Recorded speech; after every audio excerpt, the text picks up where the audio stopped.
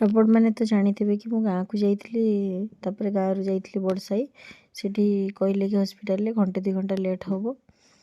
ତ ମୁଁ ଭାବିଲି କି ପାଖରେ ମୋ ଦେଢ଼ଶୁର ଘର ଯେହେତୁ ପ୍ରତାପପୁରରେ, ତାଙ୍କ ଘରକୁ ଟିକେ ପଳେଇବି। କାହିଁକିନା ନାନୀ ବି କହିଥିଲେ ବଡ଼ସାହି ଆସିଲେ ପ୍ରତାପପୁର ନିହାତି ଆସିବ। ଆଉ ଏଇଠି ସେ ଟିକେ ମିଠା ଦୋକାନ ଯେଉଁ ଶ୍ରୀଜି ସୁଇଟ୍ସ ଅଛି, ସେଠୁ ଟିକେ ମିଠା ପିଠା କିଣିକୁଣାକି ଗଲୁ। ଏଇଟା ଦେଢ଼ଶୁରଙ୍କ ଘର, ଏଇ ଗ୍ରୀନ୍ କଲର୍ ଘରଟା। ତ ଆମେ ପହଞ୍ଚିଗଲୁ, କାହିଁକିନା ପ୍ରତାପପୁର ଇଏଟା 4 କିଲୋମିଟର କି 8 କିଲୋମିଟର ସାୟଦ ଏମିତି କେତେ ହେବ, ପାଖଟା।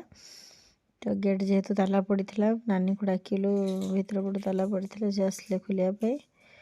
ଆଉ ଆଜି ମୁଁ ବୋଧେ ବହୁତ ଦୀର୍ଘ 5-6 ବର୍ଷ ପରେ ଯାଇଛି ତାଙ୍କ ଘରକୁ, କାହିଁକିନା ସେ ସାଇଡ଼୍ରେ କାମ ପଡ଼େନି। ଆଉ ଯାହା କିଛି ଓକେଜନ୍ ହୁଏ, ନାନୀ ତ ଗାଁକୁ ଆସନ୍ତି କି ବାଲେଶ୍ୱର ଆସନ୍ତି, ସେଇଠି ଦେଖା ହେଇଯାଏ। ଆଉ ସେଠିକି ଯିବା ପାଇଁ ପଡ଼ିନଥିଲା।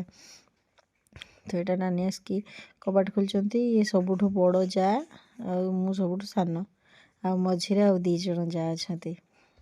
ଆଉ ତାଙ୍କୁ ବି ଦେଖେଇବି। ଇଏ ହେଲା ଆମ ଘରର ପଣ୍ଡା ଘରର ସବୁଠୁ ବଡ଼ ପୁଅ। ତାପରେ ମୋ ପୁଅ ଯେହେତୁ ଯାଇଥିଲା, ସିଏ ଗାଡ଼ିଟା ନେଇକି ପଳାଉଥିଲା ତା ବଡ଼ ବାପାଙ୍କୁ ଦେଖା କରିବା ପାଇଁ। ନନାଙ୍କର ସେଇଠି ମେଡ଼ିସିନ ଷ୍ଟୋର୍ ଅଛି ଛକ ଉପରେ। ତ ନାନୀ ପାଟି କରୁଥିଲେ, ଆ ଗାଡ଼ି ରଖ ଭିତରକୁ। ସେ କହିଲା ନା, ମୁଁ ଟିକେ ଦେଖା କରିକି ଆସେ। ଆଉ ମୋତେ ତାର ମାସ୍କ ଫାସ୍କ ସବୁ ଖୋଲିକି ଦେଇଦେଲା। ଆଉ ଆମେ ତାଠୁ ଜିନିଷପତ୍ର ନେଇକି 2 ଯା ପୁଣି ଭିତରକୁ ଗଲୁ। ଆଉ ସିଏଟା ପଳେଇଲା ସେଠି ମୋତେ ଛାଡ଼ି ଦେଇକି।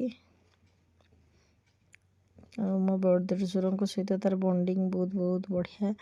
ଆଉ ସେ ବହୁତ ମାନେ ଭଲ ପାଆନ୍ତି ବି ତାକୁ। ଆଉ ସେଇଠୁ ଆସି ସାରିଲା ପରେ ସିଏ ମୋବାଇଲ୍ ଧରିକି ଗାଡ଼ି ଭିଡ଼ିଓ କରୁଥିଲା। ଆଉ ଆମେ 2 ଯା ରୋଷେଇ ଘରେ ଗପ ମାରୁଥିଲୁ। ତାପରେ ନାନୀ କହିଲେ, ତୁ ଆସିବୁ ବୋଲି ମୁଁ ଜାଣିକି ଜଗିଥିଲି ସାଙ୍ଗ ହେଇକି ଚା ପିଇବା ବୋଲି।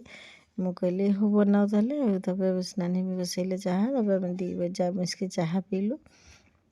ଚା ପିଇ ସାରିଲା ପରେ ନାନୀଙ୍କୁ ମୁଁ ପଚାରୁଥିଲି କି, ନାନୀ କଦଳୀ ଗଛରେ ଭଣ୍ଡା ହେଇଛି କି? କହିଲେ ହଁ, କଦଳୀ ଗଛରେ ଭଣ୍ଡା ହେଇଛି, ନେବୁ କି? ମୁଁ କହିଲି ହଁ। ତାପରେ ମୋ ପୁତୁରା ସହିତ ବାଡ଼ିଆଡ଼େ ଗଲୁ କଦଳୀ ଭଣ୍ଡା କାଟିବା ପାଇଁ। ଆକ୍ଚୁଆଲି ମୋତେ କଦଳୀ ଭଣ୍ଡାର ପତୁଆ ବହୁତ, ମାନେ ମୋର ବହୁତ ଫେଭରାଇଟ୍। ମୁଁ କେବେ ସେ ପତୁଆ ଖାଇନଥିଲି। ଯେବେ ଆଙ୍କ ଘରକୁ ବୋହୂ ହେଇକି ଆସିଲି ଫାର୍ଷ୍ଟ ଟାଇମ୍ ପାଇଁ, ମୋ ଶାଶୁର ହାତ ତିଆରି ଖାଇଥିଲି କଦଳୀ ଭଣ୍ଡା ପତୁଆ, ମୋତେ ବହୁତ ପୁରା ମନକୁ ପାଇଯାଇଥିଲା। ଆଉ ଏଇଟା ମୋ ପୁତୁରା, ତାଙ୍କ ପୁଅ,